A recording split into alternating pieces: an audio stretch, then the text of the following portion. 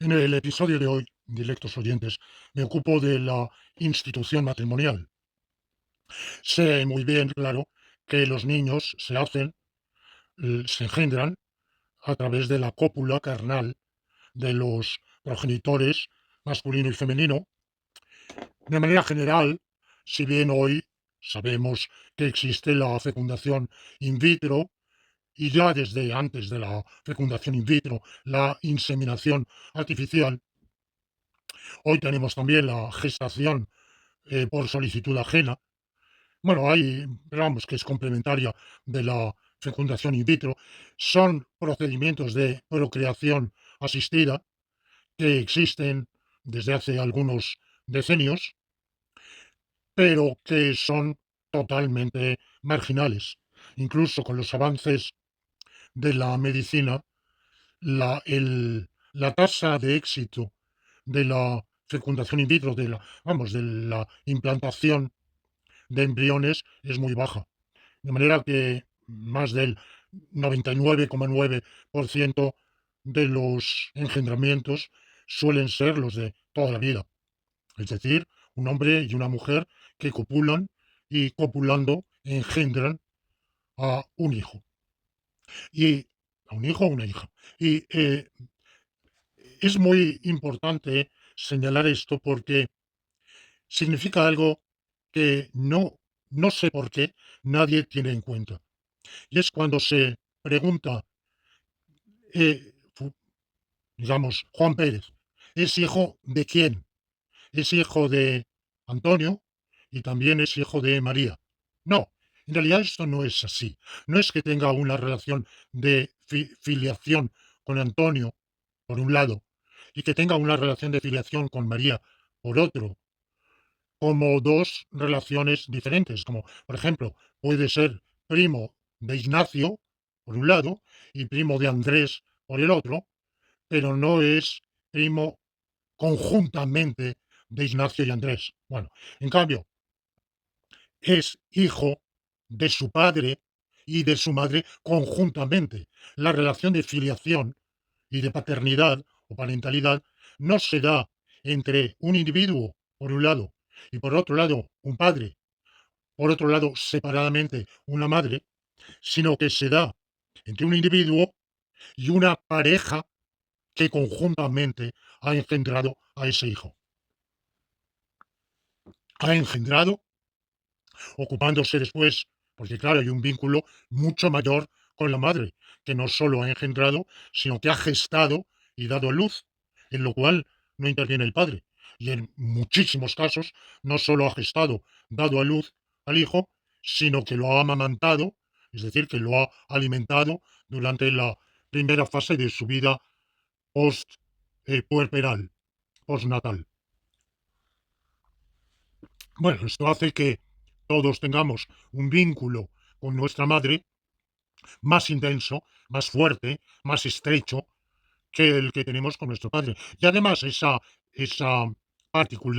particular estrechez del vínculo eh, materno-filial continúa, ese es natural, pero luego por razones culturales continúa porque en muchas tradiciones humanas, quizá todas, el vínculo con la madre suele ser más estrecho también en un periodo posterior de la vida, en en diversas facetas. Por ejemplo, en la mía personal, bueno, pues intelectualmente yo le debo a mi madre mucho más, sobre todo en la infancia y en la niñez y en la primera adolescencia.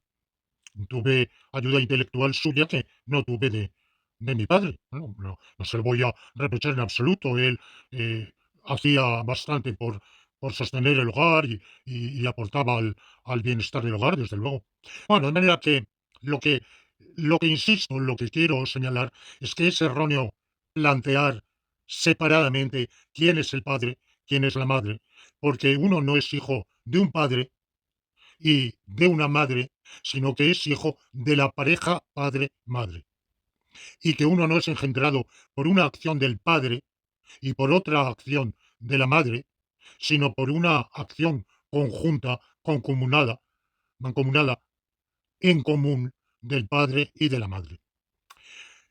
El marco en el cual se suele producir o se solía producir ese engendramiento es el matrimonio. Y uno de mis inspiradores, que es el gran jurisconsulto romano de la época clásica, del siglo, de comienzos del siglo III de la era común, Ulpiano, señala que una tesis que yo he resucitado y que constituye una rareza en la filosofía jurídica de nuestro tiempo. Parece que entre Ulpiano y Lorenzo Peña no se interpusiera nada y que yo rehabilitara un derecho natural ulpianista. Ulpianista, no hay que olvidar que aquellos eh, jurisconsultos romanos estaban inspirados por la filosofía estoica greco-latina.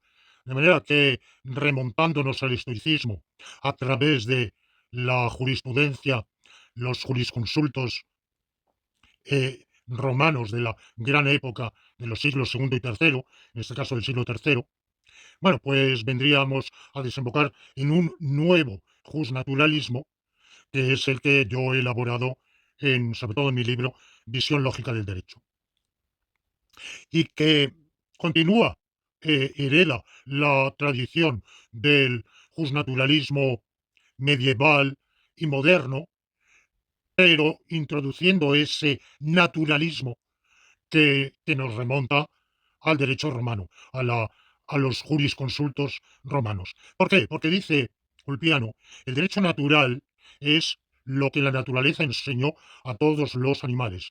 Quod natura animalia omnia docet. Eh, mm, es una construcción del latín de lo que se llama el doble acusativo. Y lo digo porque ya en otra serie hablaré de la importancia de estudiar latín, pero bueno, aquí lo menciono. ¿Qué, qué gracia tiene, qué interés tiene estudiar a los jurisconsultos romanos si no se sabe latín, si no se pueden citar sus apotegmas, sus adagios o máximas en la lengua en que lo expresaron? Bueno, y añade Ulpiano que, por ejemplo, la institución matrimonial no es ni más ni menos que la unión de macho y hembra que la naturaleza ha instituido para apoyo mutuo y procreación y crianza de la prole. De manera que ese es el origen básico del matrimonio y, evidentemente, hasta una época tardía de la, de la historia de la humanidad, de la especie humana actual, que tiene 200, 300.000 años de vida. No digamos, si es que considerásemos que el Homo sapiens sapiens no es una especie aparte, sino una variedad de una especie humana que quizá tiene 2 o 3 millones de años de vida. Bueno, pues cuando empezó a haber ceremonia nupcial, registro matrimonial, fuera religioso o secular, bueno, o secular. Bueno, pues evidentemente hace muy poco. De manera que, como han contraído matrimonio o casamiento los seres humanos a lo largo de milenios y centenares de miles de años, bueno, por cohabitación. Y esto es importante por algo que luego señalaré. Una vez que existe la institución matrimonial como eh, tipo jurídico, como figura con presencia jurídica diferente de la mera cohabitación, del concubinato, bueno, pues sé perfectamente que lo que produce lo que procrea un nuevo ser humano, no es el estatuto jurídico del matrimonio, sino la cópula de los progenitores, normalmente, aunque no sea siempre, preponderantemente asociada a la cohabitación. Y digamos, en los siglos que nos han precedido, la cohabitación preponderantemente, pero no siempre, ha ido asociada al reconocimiento jurídico del matrimonio. Y aunque esto empezó a dejar de ser así en el siglo XIX, por ejemplo, a mediados del siglo XIX en uno de los primeros estudios sociológico-estadísticos que se hicieron de la clase obrera en París, capital de Francia, y supongo que en sus alrededores también, la mayoría de las parejas obreras no habían contraído matrimonio, sino que cohabitaban, pero vamos, no deja de ser un matrimonio, lo que se llamaba una cohabitación marital, un matrimonio fáctico, aunque no estuviera registrado, entre otras cosas para ahorrarse gastos. Era la, evidentemente eran obreros de una pobreza hoy indescriptible, inconcebible, y trataban de escatimar los gastos. Bueno, pese a esos precedentes cercanos, porque hablo del siglo XIX, incluso habría que estudiar un estudio de sociología histórica, para el cual yo no tengo instrumentos, no me he dedicado a eso, si no hubo una inflexión posterior y una vuelta a la institución matrimonial, porque en varias circunstancias históricas en que parecía que el matrimonio quedaba en extinción, luego volvía. Bueno, yo la tesis que quiero sostener hoy ante todos ustedes es que la quiebra de la institución matrimonial y la no previsión de alternativas contractuales que creen deberes y derechos recíprocos entre los contratantes masculino y femenino para la institución de una vida común de, para compartir los bienes y los males de la vida y eventualmente para engendrar y criar a hijos. Es decir, ese doble hecho de que, por un lado, la institución matrimonial quiebre, periclite, se destruya, y cuando no se destruya, se reduzca por obra del legislador a una mera palabra sin compromiso alguno, que con un soplo se puede destruir, y por el otro lado, no sé, bueno, podría ser así, pero podrían implementarse alternativamente pues otras vías. Bueno, no sé, que no se llame matrimonio, pero que se llame de otro modo, que han existido históricamente. De esto voy a hablar después. Esa quiebra y esa no implementación de alternativas contractuales es obra de la élite dominante. No es obra, no es resultado de una evolución de las costumbres, de las mentalidades colectivas, no viene de abajo, de la base. Ha sido creada, producida, inculcada, decidida por la élite dominante, por los ricos, por los mandamases, por los potentados, por los influyentes. Y esto ha obedecido a una evolución, pero no a una evolución social o societal desde abajo, pese al ejemplo que podría representar lo que he aducido, el caso que he aducido de la clase obrera parisina a mediados del siglo XIX.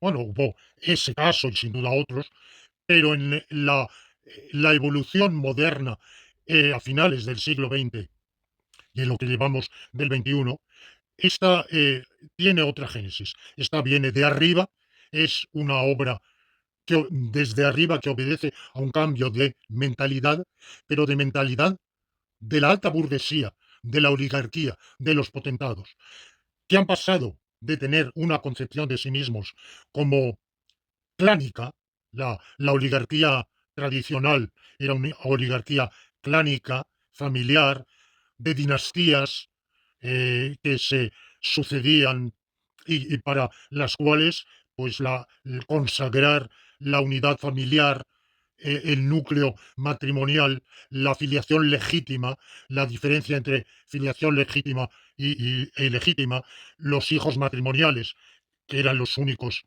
legitimarios, y los extramatrimoniales bastardos, que bueno, podían tener algún derecho accesorio, pero no debían interferir en la continuidad de la familia. Bueno, esto era así por una autoconcepción que tenía la nobleza, la aristocracia, la nobleza, y continuó luego la burguesía, de que la propiedad estaría inscrita a nombre de un individuo, pero se entendía como una propiedad clánica.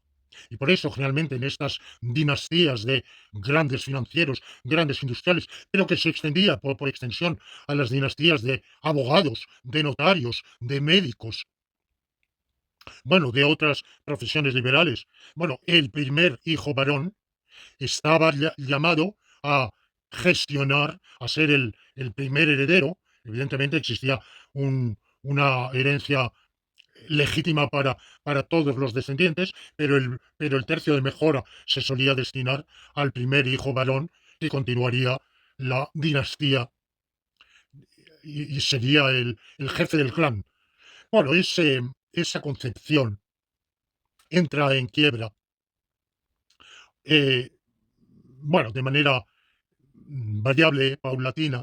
En España entra en quiebra relativamente pronto y lo vamos a ver en que la Constitución de la perdón, de la Segunda República Española en 1931, si bien es cierto que entonces no se trata de un cambio de mentalidad de la alta burguesía, que sigue siendo clánica, sino más bien de la burguesía media, la pequeña y media burguesía, que fueron las que tuvieron influencia en la redacción de la Constitución republicana de 1931. Pero sobre todo, a partir de los años 1960, 70, 80, se produce un cambio de mentalidad de la oligarquía en el sentido de la individualización. El capitalismo es individualista. En el siglo XIX se oponía individualismo y colectivismo. Hoy hablamos de comunismo y también en el siglo XIX se hablaba de comunismo y a veces se usaba esa palabra que es una especie de aguachirris, ni fu ni fa, algo intermedio, que sería el socialismo, medio lo uno, medio lo otro, no, nadie sabía muy bien qué era eso de, bueno, comunismo es la propiedad común e individualismo es la propiedad individual. Sin embargo, entonces se solía usar más bien colectivismo, propiedad colectiva. A pesar de eso, el individualismo decimonónico era menos individualista de lo que la palabra sugeriría, porque como ya lo he dicho, prefería el clan, veía la propiedad como una propiedad clánica o familiar. En cambio, cuando llegamos a los años 60, 70, 80 del siglo XX, hay una nueva mentalidad de la cual va a emanar también el neoliberalismo, y ya forma parte de ese mismo tipo de evolución ideológica de la alta burguesía, de los oligarcas, de las oligarquías, lo cual se pasa a considerar que la, el vínculo familiar no deja de ser un vínculo colectivo, de algún modo colectivista. Cierto, no es la colectividad social, la colectividad política, la colectividad estatal, pero no deja de ser una colectividad. Y puesto que el capitalismo es la exaltación del individuo desligado de todo vínculo comunitario, social, colectivo, bueno, pues hay que desvincularlo también del enlace familiar e independizar a cada individuo. Cierto que podrán mantenerse las formas, los ceremoniales, las bodas, los banquetes de bodas, los regalos, pero en realidad la institución matrimonial se va a destruir y se va a eliminar todo tipo de alternativa que implique un compromiso mutuo. Vamos por partes. Para empezar, quiero que quede claro un distingo entre matrimonio vitalicio y matrimonio indisoluble. El matrimonio es vitalicio cuando es un compromiso mutuo de compartir la vida hasta la muerte, la vida.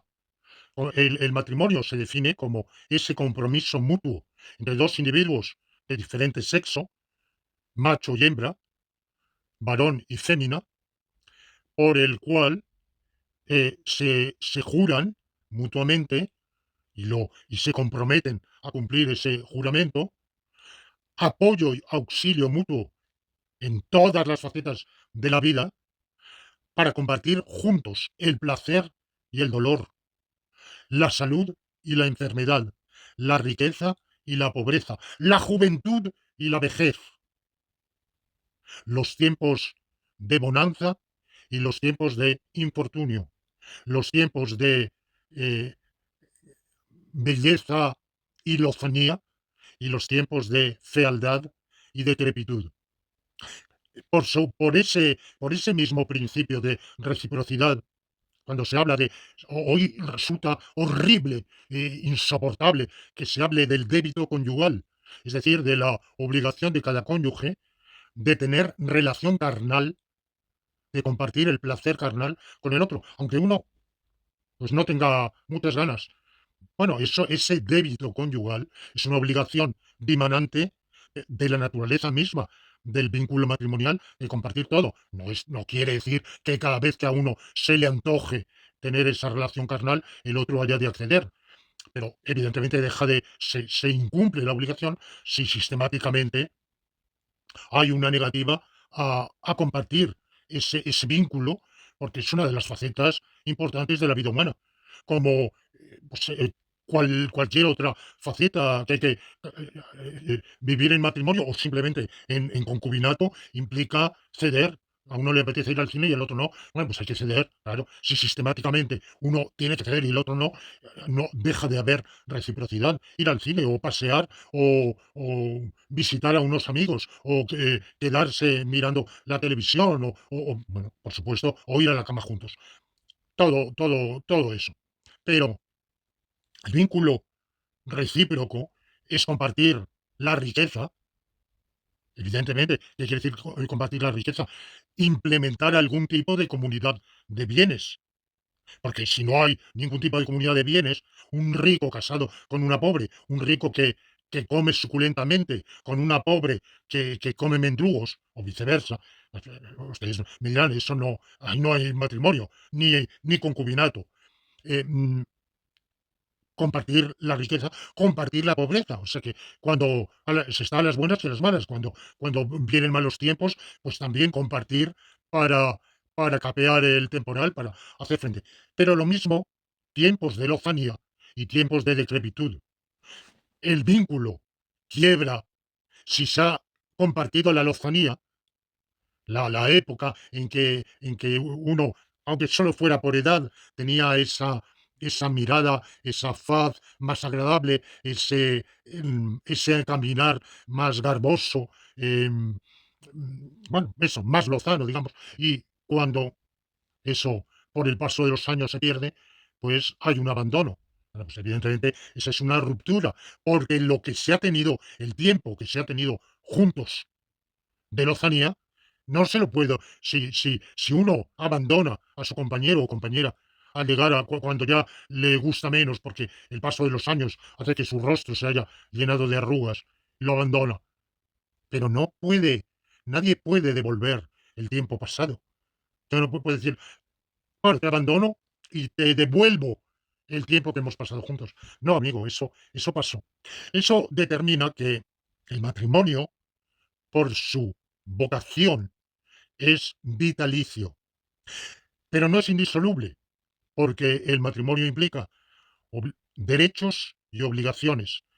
El derecho de cada uno de que su compañero o compañera comparta con él el placer y el dolor, la riqueza y la pobreza, la juventud y la vejez, la prosperidad y el infortunio, y el derecho y la obligación del otro de justamente corresponder a ese derecho del cónyuge.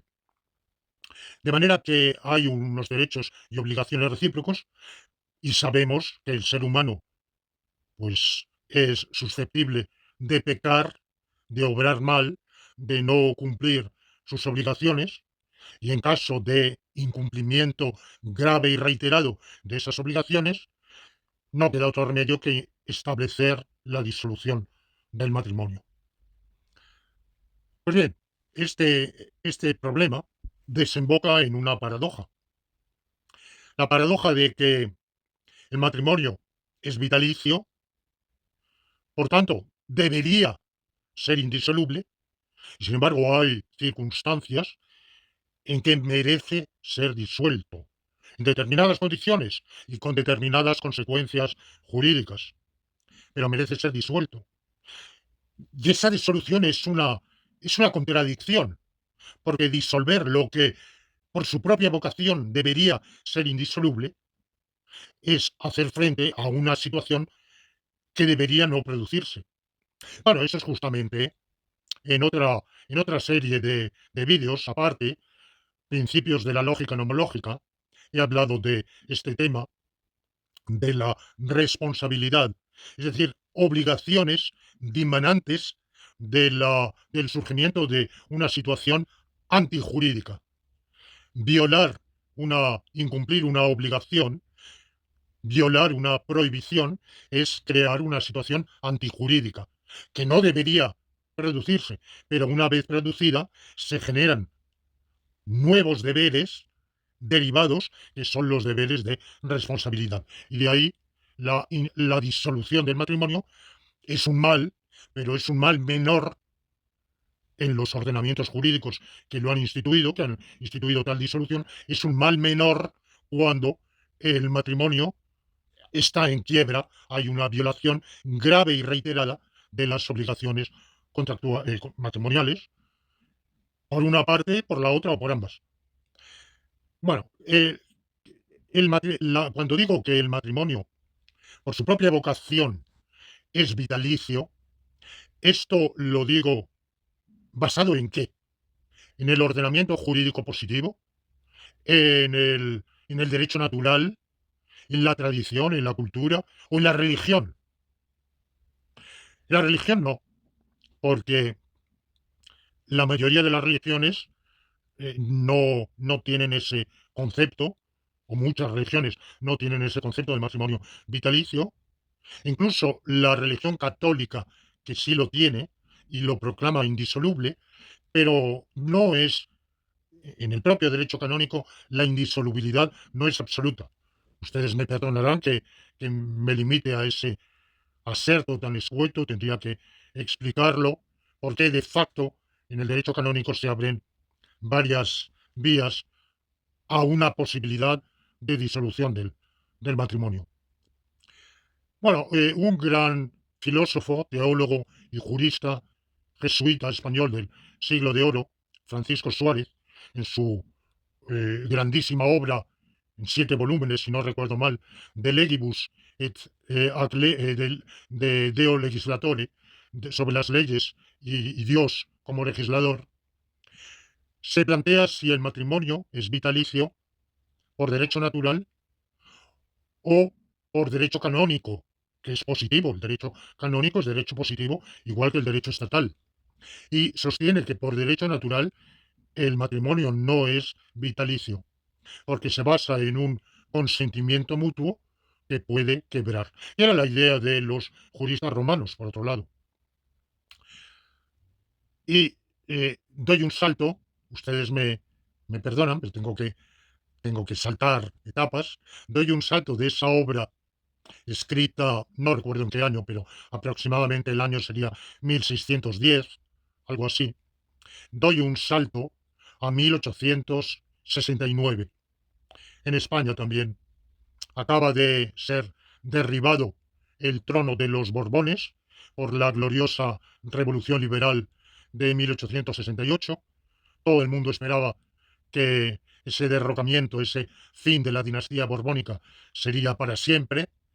Desgraciadamente sabemos que no ha sido así, pero bueno, el ambiente que se vive en aquellos años, por ejemplo, en Barcelona, se representa una obra teatral que se llama Bajo los Borbones, y existe ese ambiente de que todo lo que representó la dinastía borbónica queda sepultado, toda la vieja España reaccionaria, semifeudal, mm, eh, clerical, mm, de palaciega de las camarillas, semi-absolutista o de un liberalismo meramente de fachada, totalmente aguado. Bueno, eso queda fuera y se abre una nueva España liberal, democrática, progresista, avanzada.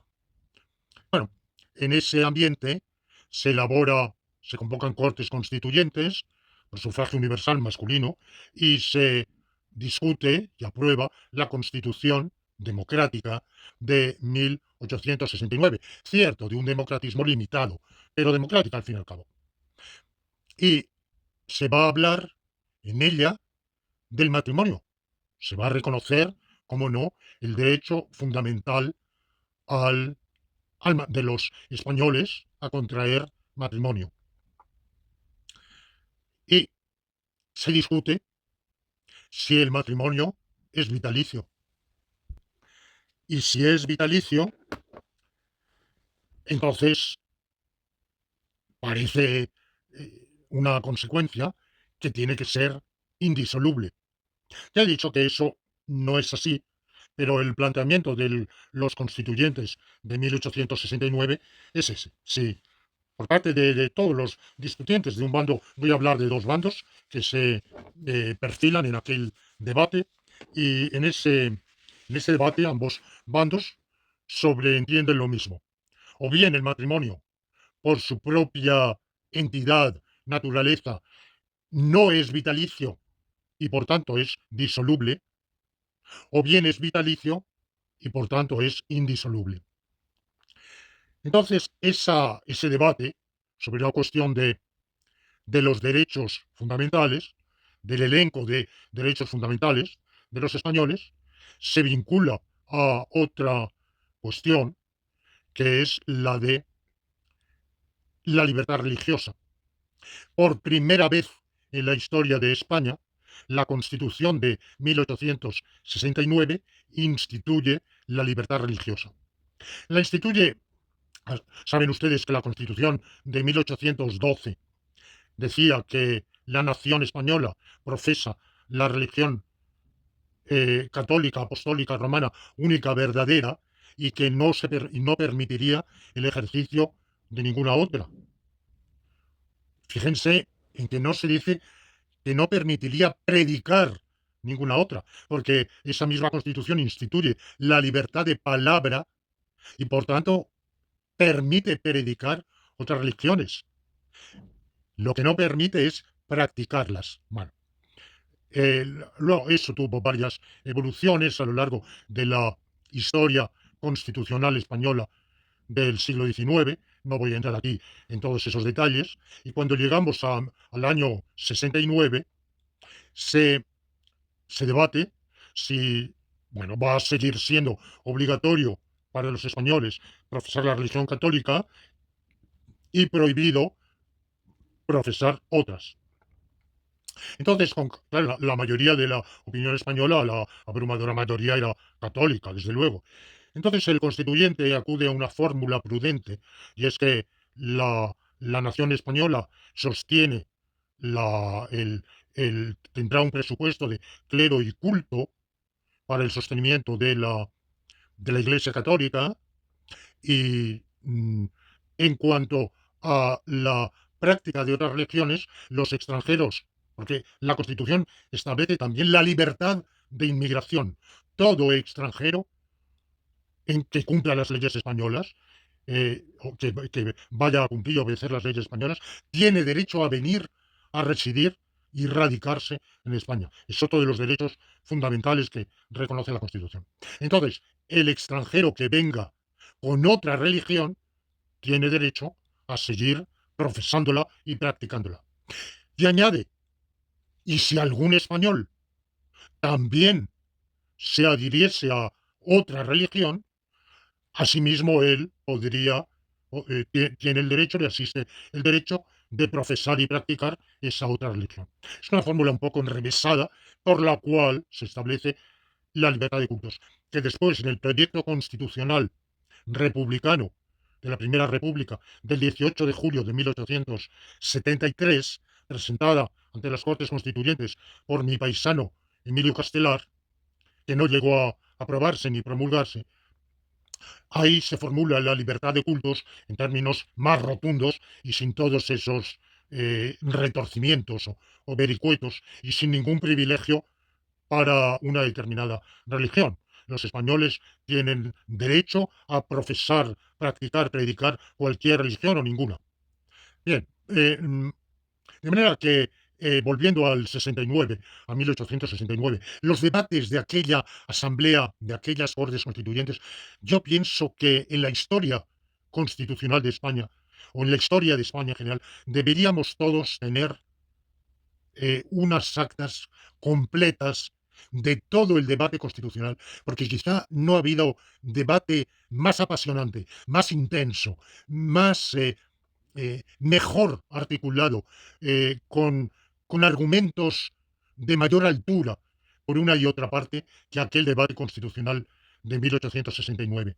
En unas cortes en las cuales había dos obispos, no solo un número significativo de presbíteros católicos, sino dos obispos, por un lado, y por el otro lado, pues una falange de, no ya panteístas de cuño krausista, sino ateos, como aquel médico catalán que dedicaba, lo declaró, su vida a luchar contra la religión y contra la sífilis. Bueno, había de todo, ¿verdad? Bueno, ese exabrupto no es muy de altura, pero hubo excelentes argumentos. Aquel bellísimo discurso, de nuevo, de mi paisano Castelar, grande es el Dios, grande es Dios en el Sinaí.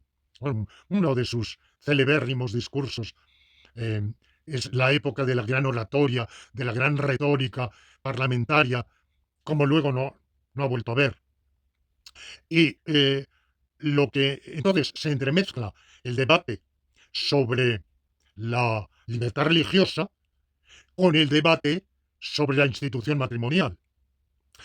El bando católico sostiene que España es una nación católica, que la nación tiene obligación de rendir culto a Dios Todopoderoso según la verdad del dogma y la moral del magisterio católico, que la obligación, que los derechos de Dios de ser adorado y de que se le rinda culto es un derecho que tiene Dios no solo con relación a los individuos, a quienes puede exigir la fe y la práctica, sino también con respecto a las naciones.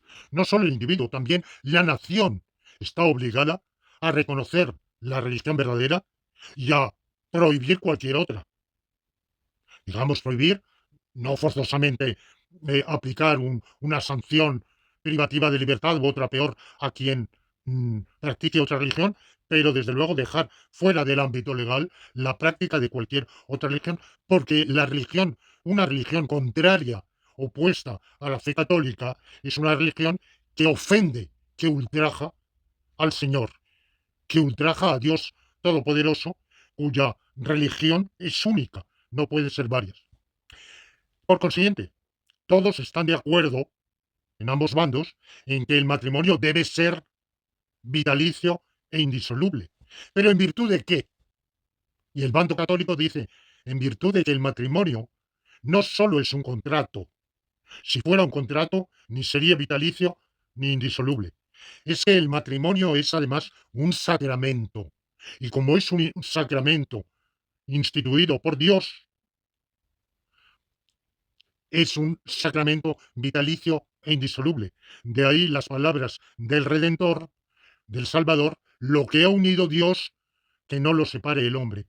Cuando se ha establecido el vínculo sacramental entre marido y mujer, ambos quedan uncidos a ese vínculo que tiene un valor no meramente jurídico positivo, ni siquiera jurídico canónico, sino sacramental, por el cual constituyen una unión vitalicia e indisoluble. Bueno, ya he dicho que la indisolubilidad del matrimonio en el derecho canónico no es total, pero bueno, de manera, sin entrar ahora en matices, en detalles, podemos decir que, grosso modo, el matrimonio, desde el punto de vista católico, es vitalicio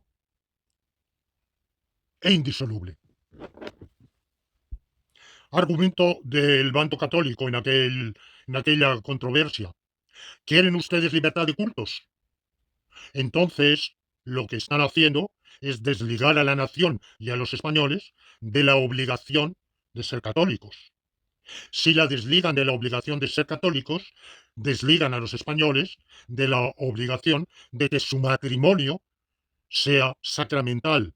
Si la desligan de que desligan a los españoles de la obligación de que su matrimonio sea sacramental, reducen el matrimonio a un contrato. Y si reducen el matrimonio a un contrato, este, por su propia naturaleza, ni es vitalicio ni es indisoluble. Réplica del bando secularista, liberal, krausista, mayoritariamente impregnado del panteísmo krausista, justnaturalista, lo que asegura el carácter vitalicio e indisoluble del matrimonio es el derecho natural, porque lo que constituye la, esa, esa vocación vitalicia del matrimonio es la propia naturaleza misma del pacto mutuo de compartir la vida. Es un pacto de vida en común, no de un año en común, o de un mes en común, o un quinquenio en común. Es una vida en común, la vida común. Vida común en todas las facetas. No convivencia en el sentido en que yo convivo con mi vecino del descansillo, o con mi vecino del piso de abajo, sino, o con los habitantes del mismo municipio. No, es una convivencia total, es compartir la vida en todas sus facetas, y una de ellas es la que he dicho, temporal, la reciprocidad. Ya he dicho, enfermedad y salud, pobreza y riqueza, infortunio y fortuna, vejez y juventud. Bueno, pues sí, eh, se interrumpe, si se pone, se extingue antes, indebidamente, antes del final, cuyo final únicamente puede ser la defunción. Bueno, pues se ha vulnerado la naturaleza misma del vínculo.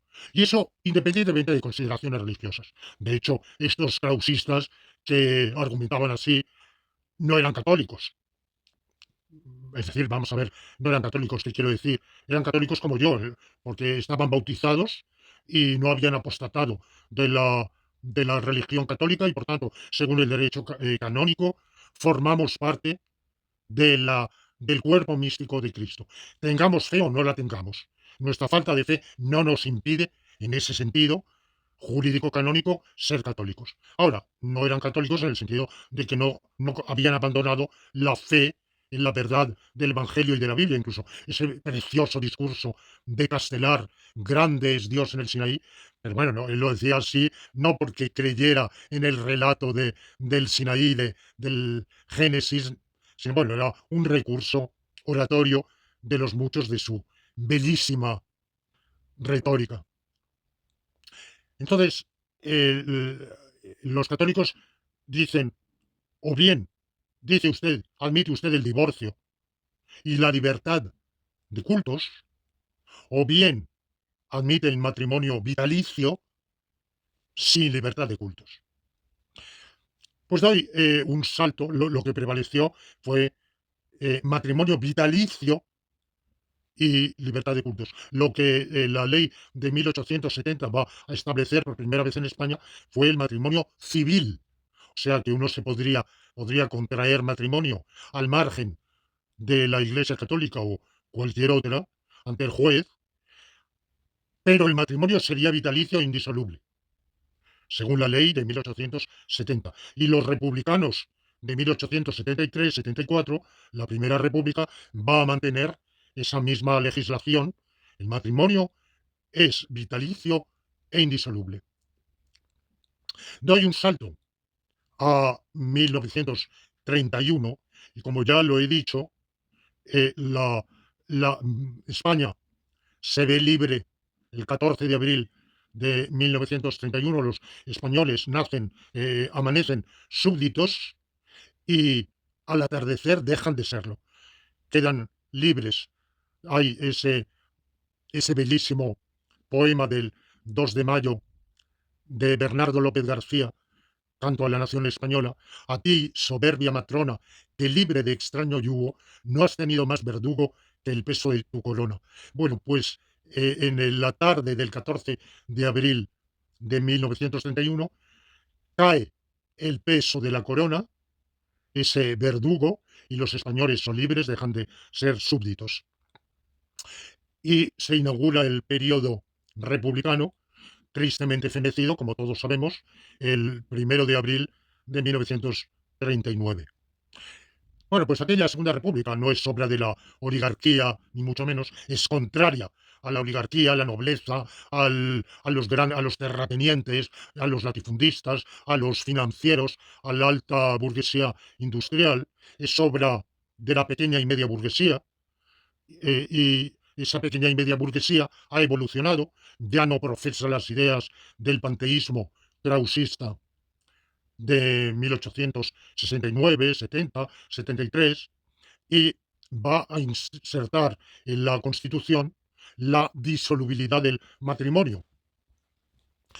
El, bueno, tengo que hablar de cómo se gestó aquella Constitución. Como hoy me he extendido mucho, de eso hablaré en el próximo episodio. Pero lo importante, lo que quiero destacar, ya en el próximo episodio daré ulteriores detalles, pero lo que hoy quiero destacar es, primero, que se inserta como artículo constitucional el derecho del hombre y la mujer a contraer matrimonio en condiciones de igualdad, con iguales derechos de ambos cónyuges. Esa es una novedad. Y que el matrimonio eh, la, podrá disolverse por mutuo acuerdo o por solicitud de una de las partes, en ese caso, con alegación de causa justa.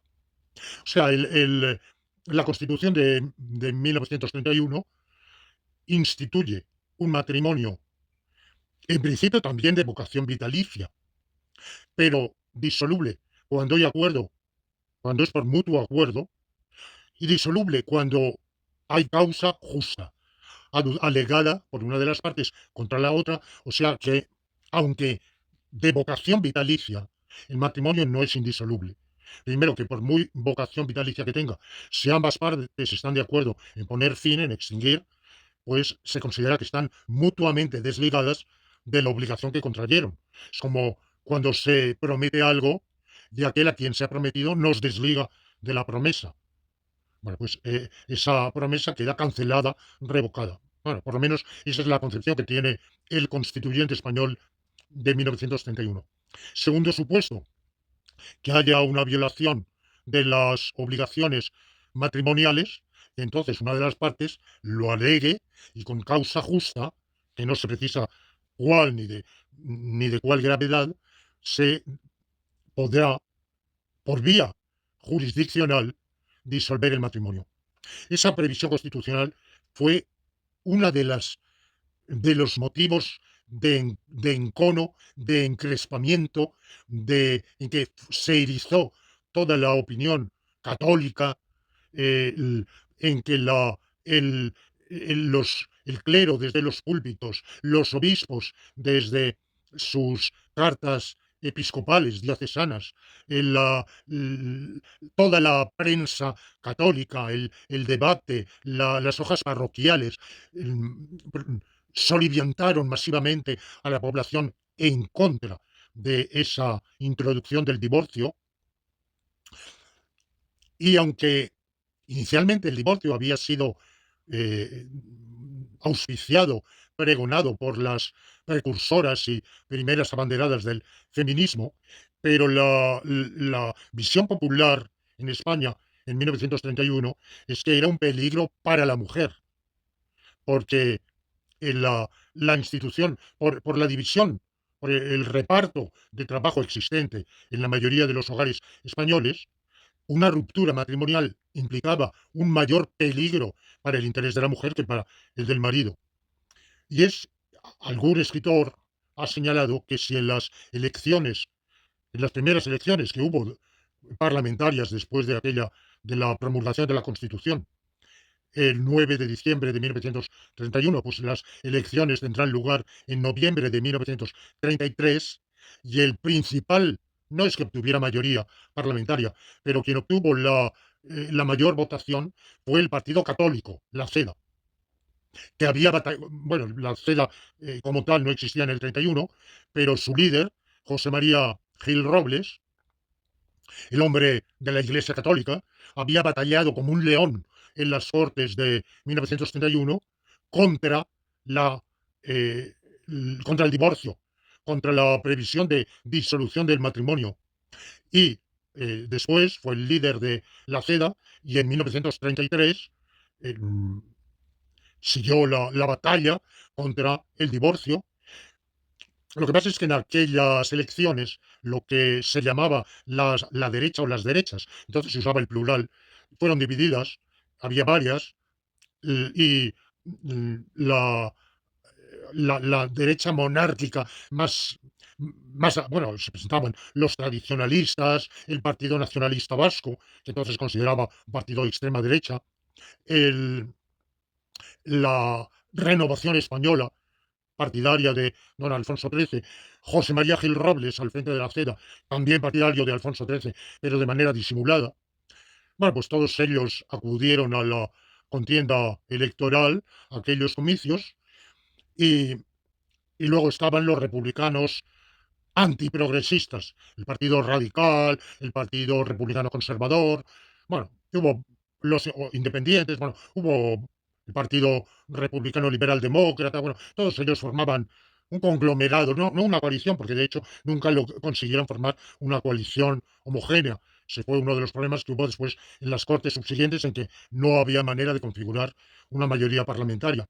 En un régimen como era aquel parlamentario, a diferencia del actual régimen, de la actual monarquía del 75, 78, que es pseudo parlamentario. En cambio, el de la Segunda República era genuinamente parlamentario y no había manera de configurar una mayoría parlamentaria. Bueno, lo que quiero decir es que se ha conjeturado que un factor importantísimo fue que en aquellas elecciones votó la mujer, porque la Constitución del 31 había dado el voto a la mujer, votó la mujer, que había todo un sector republicano contrario a ese voto de la mujer, porque se temía que la mujer hiciera caso al confesor.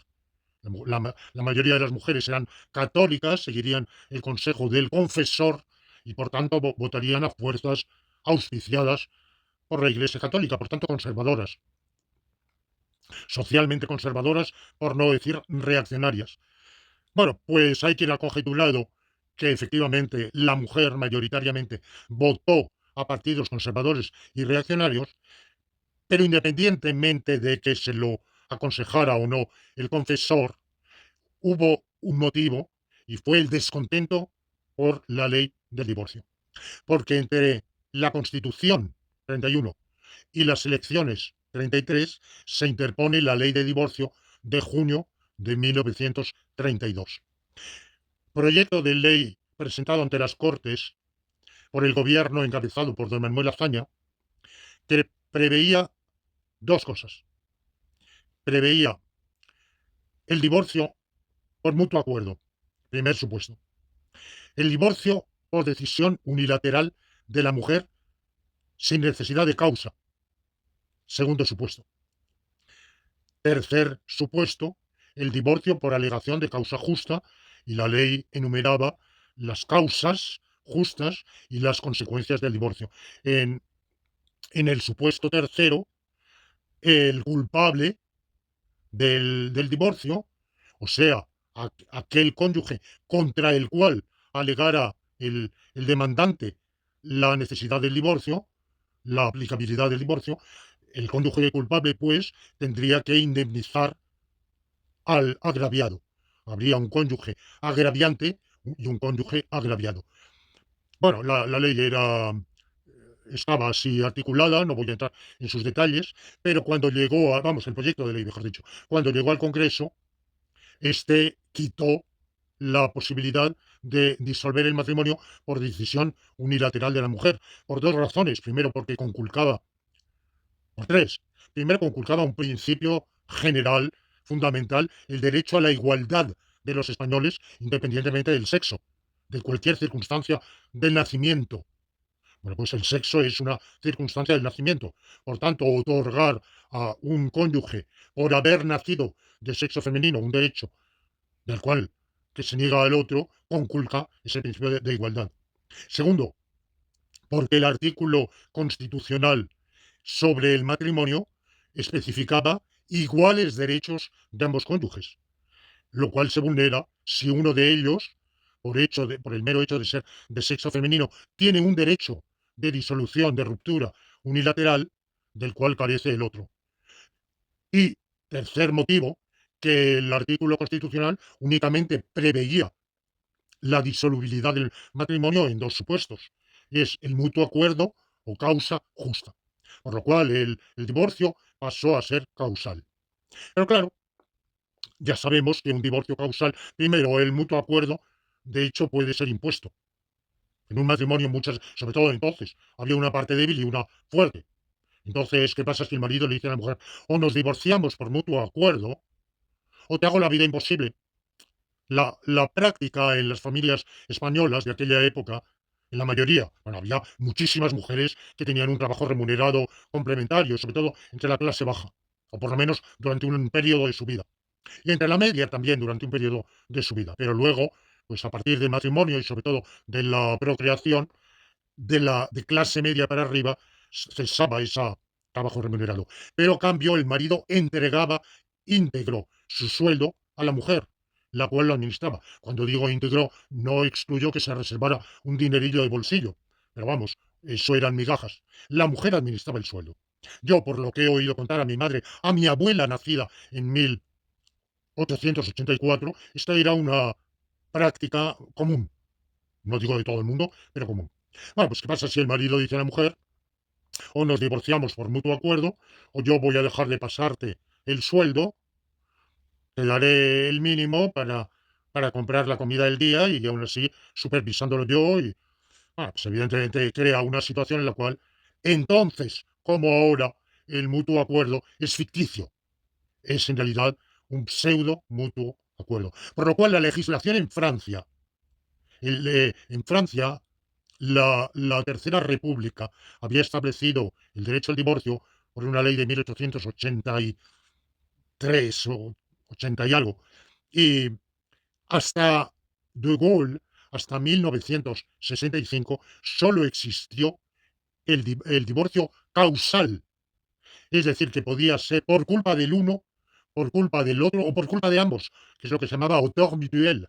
Pero no existía divorcio por mutuo acuerdo. Eso lo estableció eh, mm, el general de Gaulle como presidente de la República en una reforma del derecho del Código Civil francés de 1965.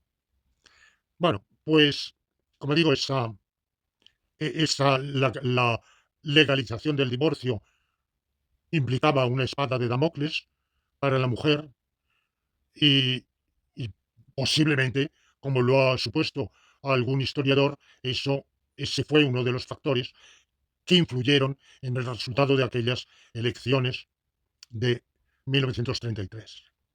Posteriormente, sabemos que tiene lugar el alzamiento borbónico militar de 1936, auspiciado, vamos, que no hubiera triunfado si no fuera por el cuerpo militar expedicionario enviado por el rey de Italia y el imperio alemán, que, sublevación que triunfó el 1 de abril de 1939, que restableció la oficialidad de la religión católica y la diplomacia vaticana consiguió, impuso al general Franco como una de las condiciones para darle su bendición, que aboliera el divorcio. Y el divorcio dejó de ser legal en España en 1938.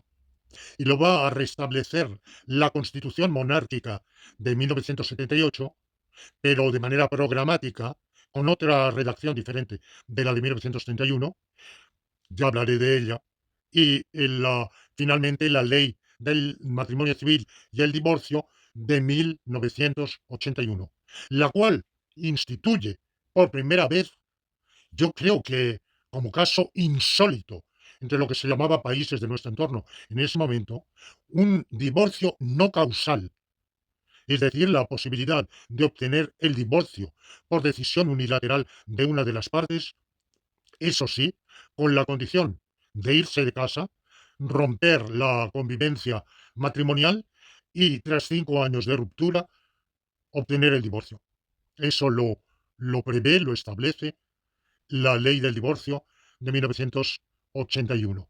Finalmente, la reforma legislativa auspiciada por el gobierno del licenciado Rodríguez Zapatero de 2005, reforma del Código Civil, establece el repudio, es decir, el derecho, bueno, la del 81 ya establecía el repudio, pero un repudio postergado, un repudio tras un quinquenio. Uno, porque le da la gana, se va de casa, rompe la convivencia, se lía con una querindonga y al cabo de 5 años pide y obtiene el divorcio y puede alegar 5 años de ruptura de la convivencia matrimonial y lo obtiene. Eso sí, entre tanto, no ha surtido efecto el chantaje para presentar un divorcio por pseudo mutuo acuerdo. Un mutuo acuerdo simulado en el cual uno ha cedido al chantaje del otro. Generalmente, entonces, la mujer ha cedido al chantaje del marido, porque entonces las cosas eran así. Entonces, quien se divorciaba era el marido, que al cabo de 20 años de matrimonio, lo que sea, se encandilaba con una jovencita que le procuraría mayor satisfacción sexual y se liaría con ella y, bueno, pues rompería la relación de convivencia, se iría de casa, montaría su propio hogar aparte y al cabo de 5 años obtendría el divorcio por ruptura constatada durante un quinquenio de la cohabitación. La reforma de 2005 eximió de ese plazo y permitió el divorcio de, en cualquier momento, vamos, tras haberse declarado el matrimonio, hay un pequeño periodo de espera. Tras ese periodo de espera, cualquiera de los dos puede decidir unilateralmente el divorcio porque le da la gana, sin alegar causa absolutamente ninguna y sin que esa decisión de ruptura matrimonial vaya a tener absolutamente ninguna repercusión negativa para él, y por tanto se instituye el derecho al repudio. El matrimonio, que vale, no vale nada. Vale de aquí a mañana lo que a cualquiera de los dos le tenga por conveniente o le apetezca o le plazca. Mm, Porque sí, sin ningún tipo de motivación, justificación, no vale nada. Un contrato de obra, de albañilería o de catering no se puede romper unilateralmente sin consecuencia jurídica negativa para quien lo rompa. Pero el contrato matrimonial se puede romper, desgarrar, aniquilar, extinguir por decisión unilateral de una de las partes, porque sí, sin tener que pagar absolutamente ninguna consecuencia. Bueno, pues aquí lo dejo porque ya me he extendido mucho hoy, pero este mismo tema lo continuaré con él del divorcio y de la falta de alternativas institucionales al matrimonio, al vínculo matrimonial, lo abordaré en el próximo ejercicio. Y por supuesto, quiere decir que donde no hay matrimonio, porque no vale nada, es como si no existiera. Es para la boda, para la celebración, para el banquete, para el regalo de bodas, para todo eso. Lo demás no es nada el matrimonio. Y como tampoco está instituido ningún otro tipo de vínculo jurídicamente pertinente y que asegure una cierta estabilidad, evidentemente esto quiere decir que arriesgarse a tener hijos es correr un peligro enorme de que qué va a ser de esos hijos cuando se produzca la ruptura matrimonial, mm, quien cargue con los hijos, qué posibilidades va a tener de rehacer su propia vida sentimental. eh, mm, los hijos son un estorbo, un impedimento.